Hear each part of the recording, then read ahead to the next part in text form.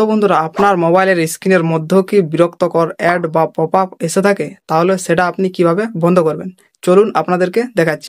ওকে, এর জন্য সবার প্রথমে আপনি মোবাইলের সেটিংসটা ওপেন করবেন। ওপেন করার পর নিচের দিকে চলে আসবেন।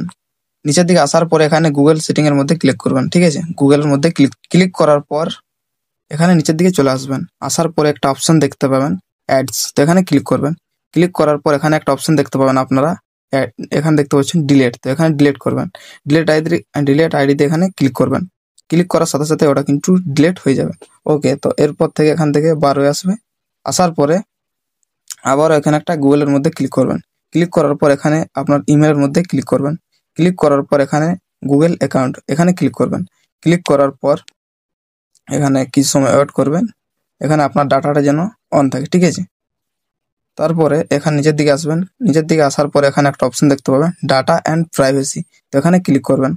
ক্লিক করার পর এখানে নিচের দিকে আবার চলে আসবেন। আসার পর এখানে একটা অপশন দেখতে পাবেন মাই অ্যাড সেন্টার, এখানে ক্লিক করবেন।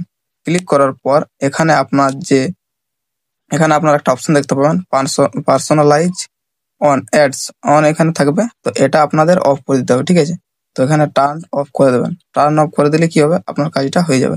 এরপর থেকে আপনার মোবাইলে কখনো বিরক্তকর অ্যাড বা পপ আপ আসবে না।